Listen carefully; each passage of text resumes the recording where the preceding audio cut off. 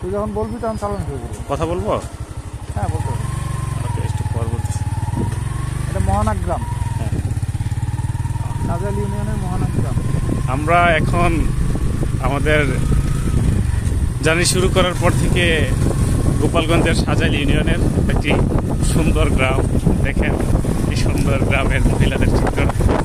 ওরা গরুর বিস্তা দিয়ে খড়ি বানিয়েছে। আর সুন্দর একটি গ্রাম, চারিদিকে বিস্তীর্ণ ফসলের মাঠ, সরিষার ফুলের সেই ক্ষেত, যেখানে মৌমাছি গুনগুন করছে, কঠোর পরিশ্রম করে মধু সংগ্রহ করছে। প্রকৃতির অন্যতম সেই মহা ঔষধ হিসাবে আমরা আছি সেই বিশেষ করে গোপালগঞ্জের সাজাইল ইউনিয়নের মহানাক গ্রামে। দেখেন কি সুন্দর তাল গাছের শাড়ি। এই তাল গাছের শাড়ি মনে হয় গোপালগঞ্জে একটি বিশেষত্ব লাভ করেছে। যেখানে যাবেন সুন্দর, চারিদিকে সুন্দরের সমারোহ। আপনি অবশ্যই আপনার ক্লান্ত মনকে একটু হলে প্রশান্তি দিতে পারবেন এইসব গ্রামগুলোতে আসলে। গ্রামের বাড়ির কি সুন্দর ডেকোরেশন, কি সুন্দর সাজানো গুছানো, কি সুন্দর বাড়ি। আপনি যদি আপনার নিজের এলাকা থেকে দূরে কোথাও যান, অবশ্যই নতুন মানুষ, নতুন প্রথা, নতুন নিয়ম নীতি, নতুন পরিবেশ, নতুন আবহাওয়া, এগুলোর সাথে আপনার নিজেকে বিলিয়ে দিতে পারবেন।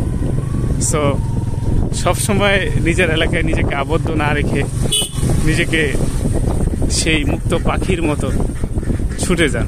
সাইবেরিয়া থেকে যখন পাখির দল জাগ বেঁধে অতিথি পাখি হিসেবে বিভিন্ন দেশ বিদেশে ঘুরে বেড়ায়, আপনিও তেমনি আপনাকে অতিথি পাখির মতো করে ফেলেন।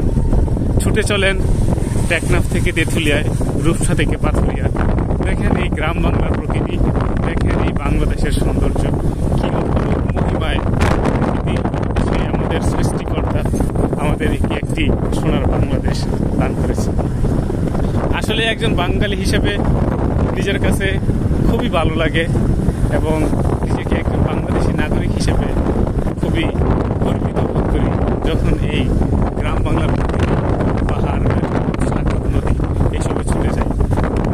সো জীবন হচ্ছে একটা ক্লান্তহীন যাত্রা, নিরন্তর যাত্রা, যে যাত্রার কখনো শেষ নেই। আপনিও সেই যাত্রায় আনন্দহীন যাত্রা আমরা চলেই যাব। তার আগে জীবন যতদিন, ঘোরাফেরা ততদিন, সেই উদ্দেশ্যের সাথে করুন। দেখুন গ্রাম বাংলার প্রকৃতি, চলে আসুন নিজেকে মিলে দিন প্রকৃতির সাথে। প্রকৃতি আপনাকে দুহাতে দেবে, দুহাত ভরে দিবে।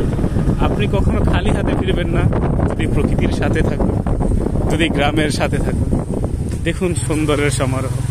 এখানে আছে কলা গাছের সারি, কি সুন্দর অপূর্ব আভা, দেখলেই মন জুড়িয়ে যায়, প্রাণ ভরে যায়।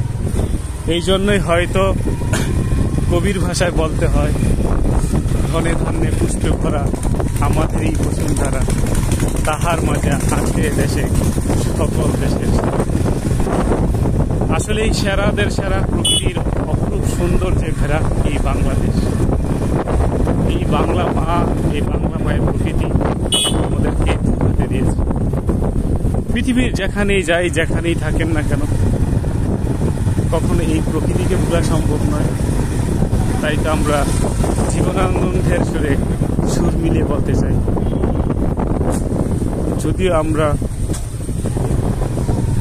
বাহিরের সৌন্দর্য খুঁজতে যাই, যদিও পৃথিবীর বিভিন্ন চকচকে ঝকঝকে দেশে চলে যাই নিজের জীবন অতিবাহিত করার জন্য, জীবিকা নির্বাহের জন্য, কিন্তু আমাদের মন পড়ে থাকে আমাদের সেই মেঠোপথের গ্রামে, যেখানে আমরা আমাদের অস্তিত্বকে খুঁজে পাই।